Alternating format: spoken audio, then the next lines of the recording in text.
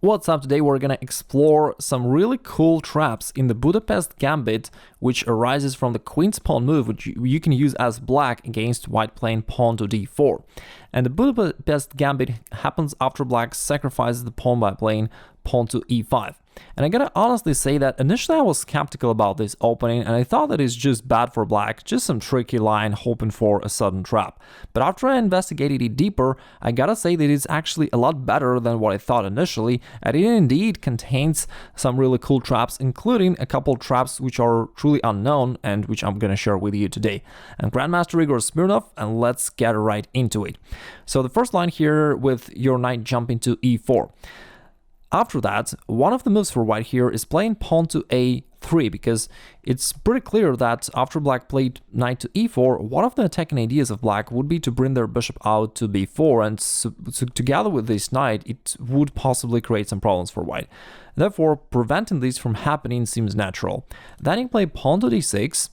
After white trades, you play bishop takes d6, and what I like about this position overall is that you just sacrifice one little pawn, but you're having a very active position, and therefore even if white doesn't fall into the trap, you're still having a great game, and it's very simple for black to play. Just your knight comes out, the bishop comes out, you castle either kingside or queenside, the queen can also come forward, and you've got a super simple attacking position.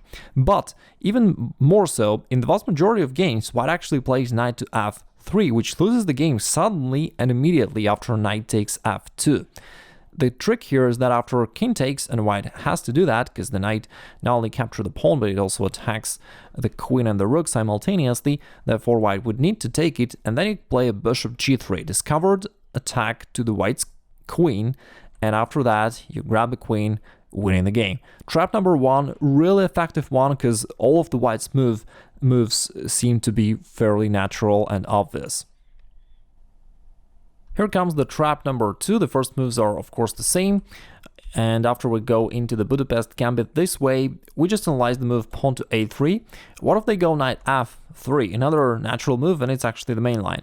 There is another interesting way for you to keep developing your pieces, but also to set a clever trap along the way. You can play pawn to b6, and at first it looks like black just wants to fianchetto their bishop, maybe supporting also the knight from e4, but white player will certainly think, hey, he just overlooked a winning move queen to d5, and from here the queen attacks the rook and the knight. It looks like white is just winning, and white is gonna grab a lot of material advantage on the next move. But then you play bishop b7. Your opponent thinks, okay, he's desperate, he's just sacrificing material, and he captures the bishop, but then you go knight to c6. And at this point, white will realize that things aren't that easy for him, but it's already kinda a little bit too late. The thing is, the white queen on b7 is almost trapped, and black is going to play knight to c5, and to actually capture it on the next move. The only possible avenue for the queen to escape would be going queen to a6, and it is something they play most frequently. Then, before you play that move knight to c5, it's important to play an intermediate check move, bishop b4. We'll see why it's an important move in a moment. And after white covers the king, you then go knight to c5. Here's why it was critical for you to have that bishop on c5. Without that bishop, the bishop on b4. Without that bishop, the white's queen wouldn't be able to retreat via that a3 square, which is currently controlled by the bishop, and that's why it's so good for you to have it there. Now, with the knight c5 attacking the queen, it can't come back to a3 anymore. The only move is queen b5, but then you can always trap it with the move pawn to a6. And you may first trade bishops here on d2, and then you go pawn to a6, locking the door to the white's queen, and it is actually captured, and you're winning the game. What's fascinating about this line is that a lot of white players, including the strong white and really strong opponents, will fall victims of this trap. The next trap is a must-know classical trap. Maybe you're aware of it, but I gotta make sure that you know it. Here, after pawn to e5, pawn takes, we just analyzed a couple traps after you move your knight to e4. Another good option is moving your knight to g4. From here, the knight wants to get this pawn back, and if white tries to protect it with the bishop, you attack it once again with your knight from c6. White wants to protect it once again, then you go bishop b4 check, and after white covers the king, you play queen to e7. Now you're attacking this pawn on e5 3 times with your queen and both of your knights, and white can't protect it anymore. Therefore, a lot of your opponents will think, okay, let me at least play pawn to a3 and drive away this annoying bishop from b4. And then all of a sudden, instead of trading here on d2, you capture the pawn on e5.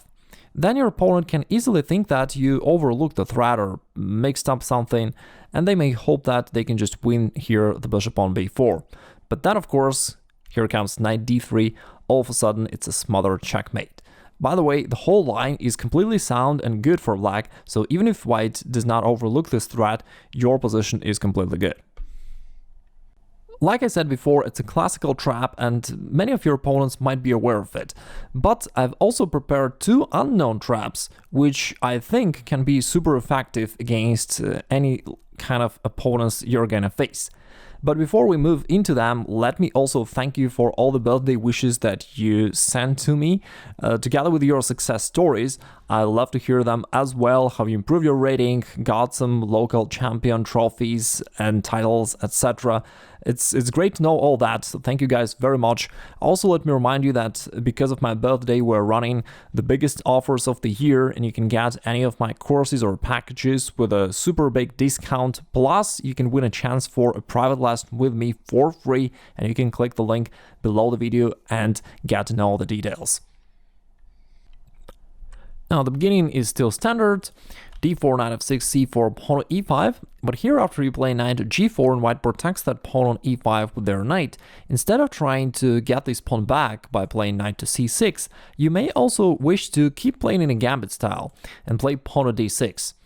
Then after an exchange, you just agree to the fact that you have sacrificed the pawn for the sake of quick development and great attacking opportunities, but you also set a clever trap along the way. If your opponent wants to drive your knight away and play pawn to h3, instead of moving this knight back, all of a sudden you take this pawn on f2. Once again, we saw a similar tactical idea in the past, and it works here just as well. And after white takes it, you then still go bishop g3, discovered attack with a check to the white's king, and then you win the queen on d1 for nothing. So that's a clear win for black.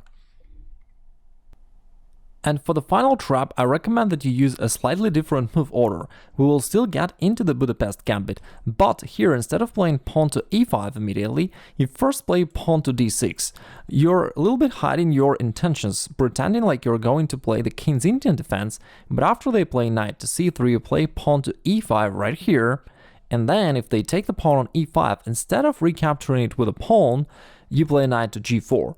So that way, you still get a similar position to what we analyzed previously, but because you used a different move order, you can completely confuse your opponent, who will now not be able to understand what's going on right here. And after they take on d6 and you recapture with the bishop, from here, by the way, the bishop together with the knight also attacks that pawn on h2. You can actually grab it with the knight on the next move.